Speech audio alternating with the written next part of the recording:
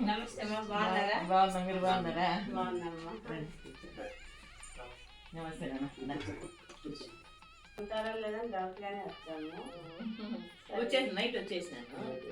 Night వచ్చినాను కాబట్టి వచ్చినప్పుడు నీకు ఏదో వర్క్ వీడియోలో ఎడిట్ చేయడం వర్కే ఉండే, ఇంకా చూసుకొని భోజనం చేసి మధ్యాహ్నం పడుకునేస్తుంది. మైగ్రేన్ హెడేక్ ఉంది కదా నాకు, అది కొంచెం సతాయిస్తుంది అనమాట. మన వేరే ఆడ వేరే కొంచెం ఒక 2 గంటల రాత్రి వరకు మేల్కొని ఉండిపోతుంది పిల్లల దగ్గర. చూసారా ఆశ్రమం మొత్తం. మా ఆయన ఫస్ట్ టైం తను బయటపల్లి ఉన్నప్పుడు ఒకసారి రెంట్కుంటాం అప్పుడు వచ్చారు, మళ్ళీ ఇప్పుడే రావడం.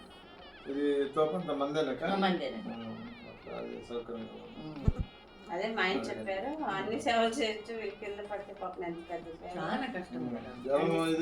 వయసు తట్టుకునే రకం కాదు. దానికి ఎట్లా దానికని అంబులెన్స్ పెట్టాము, తీసుకెళ్తాము, తీసుకొస్తాము, మనమే అన్ని స్నానాలు చేపించే డైపర్లు మార్చి. ఇప్పుడన్నా పని వాళ్ళు ఉన్నారండి, అప్పుడు పని వాళ్ళు కూడా లేదు, అంతా నేనే చేస్తాను. స్వయంగా నేను చేస్తా ఉంటాను. నేను కూడా ఆయన డ్యూటీ, పిల్లలేమో కాలేజీలో ఒక అమ్మాయి పెళ్ళి అయింది, ఇంకా ఆశ్రమం పెట్టాము, ఇంక ఇట్లా ఉండేది. అట్లా దేవుడి దయతో ఇంప్రూవ్ కావడం వల్ల కొంచెం పిల్లలు కూడా తీసుకొచ్చింటే బాగుండే అంటుంది. మనోడు ఎట్లున్నాడు? యాక్టివ్గా ఉంటాడు.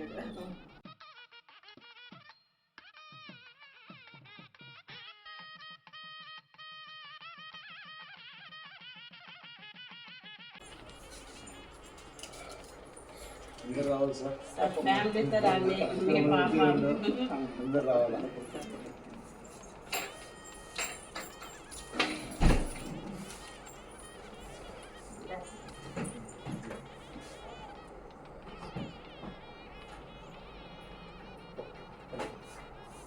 పాప పెట్టిన రోజు అందరికీ ఇక్కడ భోజనం పెట్టేయండి.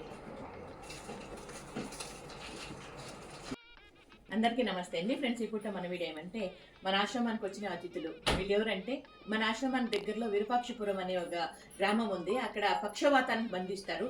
డాక్టర్ తనేనమాట సారు, వాళ్ళ ఫ్యామిలీ. ఈ రకంగా మేము అక్కడికి వెళ్ళినా మమ్మల్ని ఎంతో గౌరవంగా గమనిస్తారు. ఇక్కడికి వచ్చినా కూడా మాకు అంతే గౌరవం ఇస్తున్నారు. ఈ రోజు వచ్చిన సందర్భం ఏమంటే, వాళ్ళ చిన్నమ్మాయికి పెళ్లి సందర్భంగా మమ్మల్ని ఇన్వైట్ చేయడానికి వచ్చారు. చాలా సంతోషము. వాళ్ళకి, వాళ్ళ కుటుంబ సభ్యులందరికీ ఆయుర ఆరోగ్యాలు, అష్ట ఐశ్వర్యాలు, సుఖ సంతోషాలు కలిగజేయాలని మనస్ఫూర్తిగా కోరుకుంటున్నాను.